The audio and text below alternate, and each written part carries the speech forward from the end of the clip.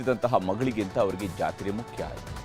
ಅದಕ್ಕೆ ಅನ್ಯ ಜಾತಿಯ ಹುಡುಗರನ್ನ ಮದುವೆಯಾದ ಮಗಳನ್ನೇ ಅಪ್ಪ ಮತ್ತು ಕುಟುಂಬದವರು ಸೇರಿಕೊಂಡು ಕೊಂದುಬಿಟ್ರು.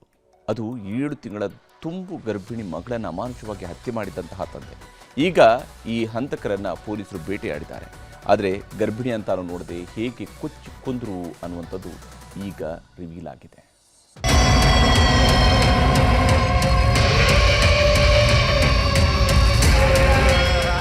ಜಾತಿ ಅನ್ನೋದು ಸಮಾಜಕ್ಕೆ ಅಂಟಿರೋ ಕಳಂಕ.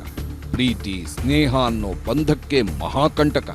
ಶತಶತಮಾನ ಕಳೆದರೂ ಈ ಜಾತಿ ಪ್ರೀತಿ ನಡುವಿನ ಜಿದ್ದು ಹೋಗಿಲ್ಲ. ತಲತಲಾಂತರದಿಂದ ಹೊತ್ತಿದ ಅಸಮಾನತೆ ಕಿಚ್ಚು ಆರ್ತಿಲ್ಲ. ಜಾತಿ ಬೇಲಿ ಭೇದಿಸಿ ಒಂದಾದ ಹೃದಯಗಳ ರಕ್ತದ ಕೋಡಿ ಹರಿಯೋದೂ ನಿಂತಿಲ್ಲ. ಹುಬ್ಬಳ್ಳಿಯಲ್ಲಿ ಇಂಥದ್ದೇ ಜಾತಿ ಜಿದ್ದಿಗೆ ಪ್ರೀತಿಸಿದವಳ ಹೆಣ ಬಿದ್ದಿದೆ. ಹೆತ್ತ ತಂದೆಯೇ ಗರ್ಭಿಣಿ ಮಗಳ ರಕ್ತ ಕುಡಿದು ರಣಕೇಕೆ ಹಾಕಿದ್ದಾನೆ.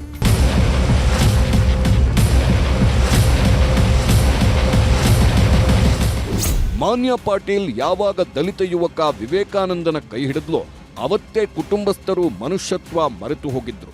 ಗಂಡನ ಜೊತೆ ಮಾನ್ಯ ಸೀಮಂತ ಕಾರ್ಯಕ್ಕೆ ಊರಿಗೆ ಬಂದಿದ್ದೇ ತಡ ಪಾಪಿ ಪ್ರಕಾಶ್ ಆ್ಯಂಡ್ ಗ್ಯಾಂಗ್ ರಾತ್ರೋರಾತ್ರಿ ಸ್ಕೆಚ್ ರೆಡಿ ಮಾಡಿತ್ತು. ಜಾತಿ ಬಿಟ್ಟು ಹೋದವಳ ಇಡೀ ಕುಟುಂಬವನ್ನೇ ಸರ್ವನಾಶ ಮಾಡುವುದಕ್ಕೆ ಶಪಥ ಮಾಡಿದ್ರು. ಅದರಂತೆ ಮಾರಕಾಸ್ತ್ರ ಹಿಡಿದು ಎಂಟ್ರಿ ಕೊಟ್ಟಿದ್ದ ಗ್ಯಾಂಗ್ ಮೊದಲು ಟ್ರ್ಯಾಕ್ಟರ್ನಿಂದ ಗುದ್ದಿ ವಿವೇಕಾನಂದ ತಂದೆ ಹತ್ಯೆಗೆ ಯತ್ನಿಸಿದ್ದಾರೆ. ಅದು ಜಸ್ಟ್ ಮಿಸ್ ಆಗಿತ್ತು. ಇಷ್ಟಕ್ಕೆ ಸುಮ್ಮನಾಗದ ಹಂತಕ ಪಡೆ ಹಾಡಹಗಲೇ ಮಾನ್ಯಾಳ ಮನೆಗೆ ನುಗ್ಗಿದೆ.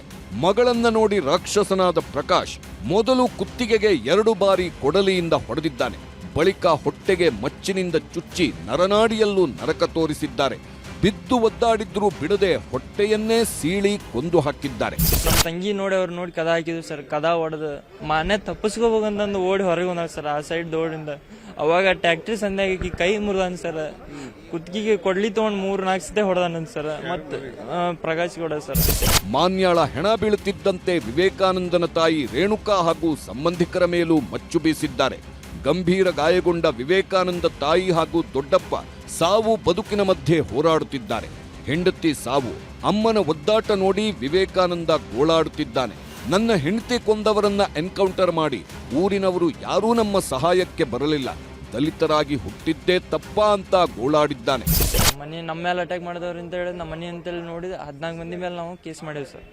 5 ದಿನ 6 ಜನನಷ್ಟೇ ಅರೆಸ್ಟ್ ಮಾಡಿದ್ರು ಸರ್. ನಮ್ಮ ತಂದೆ ತಾಯಿ ಮೇಲೆ ಯಾರು ಮನು ಮ್ಯಾಗ ಯಾರು ಇದು ಮಾಡ್ಯಾರ ಸರ್ ಅವ್ರಿಗೆ ಎನ್ಕೌಂಟರ್ ಆಗ್ಬೇಕಂತಂದು ಬೇಡ್ಕೊಳ್ಳೋದು ಇಷ್ಟೇ ಸರ್.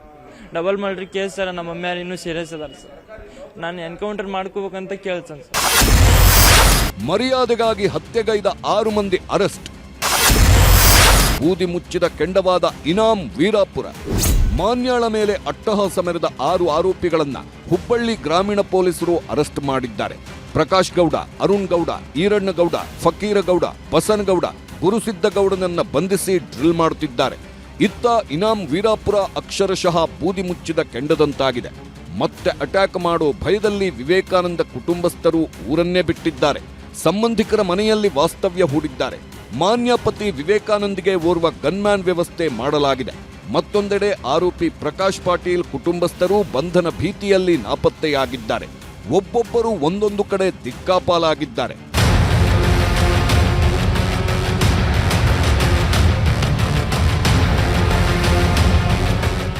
ನಮ್ಮ ಟೀಮ್ ಇನ್ನೂ ಫೀಲ್ಡಲ್ಲಿದ್ದಾರೆ. ಇನ್ನೂ ಹೆಚ್ಚಿನ ಸಂಖ್ಯೆಯಲ್ಲಿ ನಾವೇ ಆರೋಪಿಗಳಿಗೆ ಅರೆಸ್ಟ್ ಮಾಡ್ತೀವಿ. 14 ಜನ ಮೇಲೆ ಕಂಪ್ಲೇಂಟ್ ಕೊಟ್ಟಿದ್ದಾರೆ ಅವರು. ಅದರಲ್ಲಿ ನಮಗೆ 6 ಜನ ಆಗಿದ್ದಾರೆ. ಇನ್ನೊಬ್ಬ ಅಕ್ಯೂಸ್ಡ್ ನಮಗೆ ಆದಷ್ಟು ಬೇಗ ಸಿಗ್ಬೋದು. ನಾವೇ ಕೆಲಸ ಮಾಡ್ತಾ ಇದ್ದೀವಿ. ಒಟ್ಟಾರೆ ಜಾತಿ ಜ್ವಾಲೆಯಲ್ಲಿ ಬಿದ್ದ ಮಾನ್ಯ ನರಳಾಡಿ ನರಕ ಅನುಭವಿಸಿದ್ದಾಳೆ. ಸೀಮಂತದ ಸಂಭ್ರಮದಲ್ಲಿದ್ದವಳು ಅಪ್ಪನ ಅಟ್ಟಹಾಸಕ್ಕೆ ಬಲಿಯಾಗಿದ್ದಾಳೆ. ಜಾತಿ ಭೂತ ಹೊಕ್ಕಿಸಿಕೊಂಡ ಇಂಥ ಕ್ರಿಮಿಗಳಿಗೆ ತಕ್ಕ ಶಿಕ್ಷೆ ಆಗಬೇಕಿದೆ. ಶಿವರಾಮ ಸುಂಡಿ, ನ್ಯೂಸ್ 18 ಹುಬ್ಬಳ್ಳಿ.